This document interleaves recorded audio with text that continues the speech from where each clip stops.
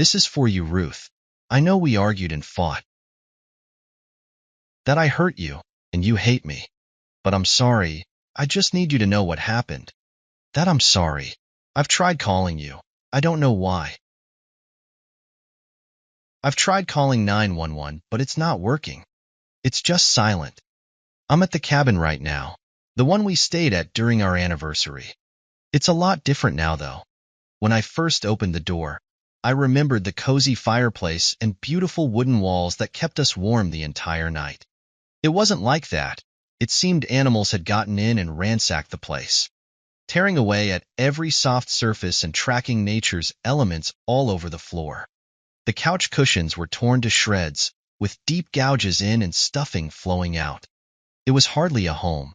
Still, I had nowhere else to go, so I closed the door and tried to make myself at home. The fireplace still worked, and I took no hesitation in lighting up a log to keep myself warm. Then I went to investigate the situation in the rest of the house. Mud and other less sanitary substances covered the hardwood. Animal tracks covered every inch of the forest floor that was now brought into the house. Looked like deer tracks to me, but I'm not an expert. There were so many tracks, all going over each other in strange paths, ending and starting inexplicably. The stampede almost looked purposeful in its hectic nature, but it was too filthy to tell. I tried to clean it up with a mop, but it was thoroughly baked into the floor, so I gave up. The kitchen was in a similarly bad situation. Every cupboard was flung upon and broken into, with cans split open and abandoned with nothing left inside. The fridge was similarly useless, with empty boxes and containers being torn open. I had been hoping to use the food storage already in the cabin to bunker down for a while, but that was impossible. Lastly, I checked the bedroom, the only room in the cabin obscured behind a door. Before the door even opened, I could tell it was bad. It was dark, the lights were broken, and the moon didn't show anything in the room. But the light from the fire in the living room lit up just enough for me to see. There was a figure lying in the bed. I screamed and started to give explanations as to why I was there. But I stopped myself as I realized the figure was motionless despite my noise. So, I stepped closer and reached out to see what it was. Its wet, sticky hair filled my palm, coming away as I grabbed it. As soon as I touched it, the smell burst out with a wheeze, assaulting my nose and eyes. It's the worst thing I've ever smelt, Ruth.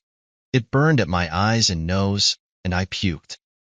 It was only after looking back from the floor that I saw the antler's shadow in the dark. It was a buck, the largest buck I'd ever seen. It had to be as large as my car. And its antlers. The antlers were like nothing I've ever seen. They twisted in every direction, wrapping around each other and branching into different paths. It reminded me of a tree, with sparse leaves of fur and venison sprouting out from the body. I tried to drag it into the living room and get it out of the bed, but its fluids had rooted it to the sheet a long time ago. It wasn't moving. Giving up, I decided I'd instead wash the warm blood off my hands and clothes. It burned against my skin, but came off easily enough under the faucet. Nonetheless, I still stayed in the cabin. I had to stay somewhere, and any of our friends wouldn't have understood. So, I tried to sleep on the couch, closing the door to the bedroom to prevent the smell from getting to me as best I could. I didn't get any sleep. I haven't in a while. There were noises the entire night from the bedroom. Grunts and snorts and bleats. But that's not it. I swear some of them sounded like a person making deer noises. But I checked the cabin from top to bottom, and there is no one else here. It's just me and the deer. It was the next day when I first started to feel it. It was just a mild headache at first, like any old head cold, but it got worse fast. By the end of the day, it felt like I had a concussion. Constant throbbing pain in my head. It felt like something was worming its way through my brain, carving through my thoughts. It still feels like that. I didn't get much accomplished the entire day. The pain made it hard to focus, and I even debated going to the hospital, but I knew that would be a bad idea. You were my emergency contact after all, and that would just cause more problems again. With nothing else to do, I wanted to get a better look at the bedroom with the morning light. That was a mistake. The second I opened the door, the noxious odor returned with more force, causing me to gag. Looking at the body now, though, I noticed how strange it truly was. The antlers weren't growing out of the head as I had initially thought. You must believe me, Ruth. The antlers were the head. Even worse, I could now see the slight shuddering of the deer's chest. I didn't sleep that night either. It was after another sleepless night when I first felt the bumps. I hadn't moved from the couch the entire night, just holding my head to try and ease the pressure. Then I felt it, a small solid bump on my temple, like a calcium deposit. When I ran my finger across it, the pain immediately multiplied, causing me to scream and stop my prodding. But by the end of the day, even laying on the pillows of the couch pushed against the bumps along my head. I could feel tens of points, maybe even hundreds, where it felt like I was being shot in the head with the bullet being scraped out at the same time. New pains had also appeared.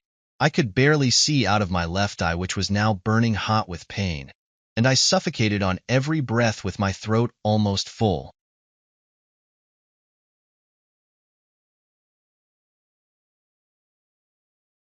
Time lost meaning after that. Between my exhaustion and the constant pulsing pain, I couldn't keep track of what was happening. I want to say it was only an hour later when the first one popped, but it could have been more. But when the blood trickled down to my face, I was given new energy. Despite the pain, I touched where the bump had previously been. It was sharp, stabbing into my finger as soon as I touched it. Moving my hand, though, it was like smooth, wet bone protruding from my head. It felt like an antler. I didn't dare move from my place on the couch, though. With every movement now, my head felt like it was going to burst. It wasn't long after that my eye popped. It was such a sudden sound, like a grape popping and shriveling up. Seeing your own shriveled eye skewered on bone, slowly growing out of your face, is a whole other sight. Like nothing you can ever imagine. I don't know why, but it was at that exact moment that I decided, whatever the case, I needed to go to the hospital. It was obviously way past the point, but seeing my eye is what woke me from my exhaustion. My phone was luckily still in my pocket, so I didn't have to get up. As soon as I pushed the emergency button, though, it was like I said. It rang, but when it finally connected, there was no operator on the other side. I tried calling anybody in my contacts to see if they would connect, but it was the same thing. Even random numbers had no one on the other side. There was nobody else. Just me. It's useless now anyway. It wasn't long after that both my eardrums burst. And even though I can't hear anything else, I still hear the antlers growing, scraping against each other inside my skull. I feel it. Lost the ability to speak as well. At first, it was just toothaches, minor with everything else. Even when my teeth fell out and the new bone that pushed its way forward wrapped around each other, the pain was still constant. More pain is still constant drumming pain. After that, there was a lot of snapping and my jaw broke. I think some of the antlers pushed their way out of my mouth, but I don't know for sure. It's just so hard to think, to keep it all together as my head comes apart. I don't really know. It's hard to think, to even say all of this. It hurts to think through the antlers. But I have to. I don't know how much longer I have, but I know it's not enough. I can feel the pieces of me skewered out in different directions, growing further and further apart. I'm sorry for hurting you, Ruth. I loved you and still hurt you, so this is my prize. I just wanted to see you in the end, but it's all coming apart. Me, you, us. I'm sorry.